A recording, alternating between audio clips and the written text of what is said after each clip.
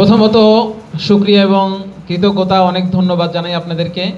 প্রত্যেকের জায়গা থেকে ব্যস্ততা সময় পার করেন প্রতিনিয়তই, সব সময়ের জন্য এর মাঝে দিয়ে সময় দিচ্ছেন।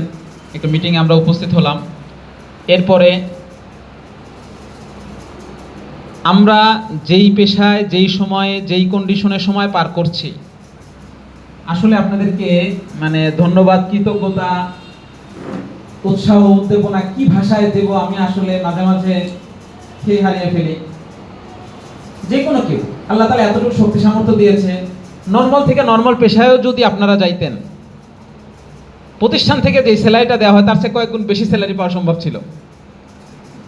তারপরেও যেহেতু প্রতিষ্ঠানের সাথে লেগে আছেন, শিক্ষা কার্যক্রমের সাথে সময় দিচ্ছেন, তার মানে অবশ্যই এই পেশার সাথে বিশেষ কোনো ভালো লাগা, বিশেষ কোনো আন্তরিকতা, বিশেষ কোনো ভবিষ্যতে পাওয়ার মতো কিছু আশা অবশ্যই প্রত্যেকের অন্তরে আছে। সেটা না হলে অবশ্যই কেউ এই কষ্টগুলো করতো না।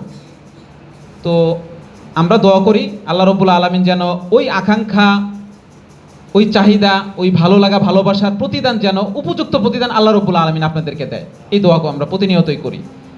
এবং সাথে সাথে এটাও বলি আপনাদেরকে, বাস্তব অর্থেই পৃথিবীতে আপনারা যেই পেশায় আছেন, এই পেশাটা খুবই সেন্সিটিভ একটা পেশা।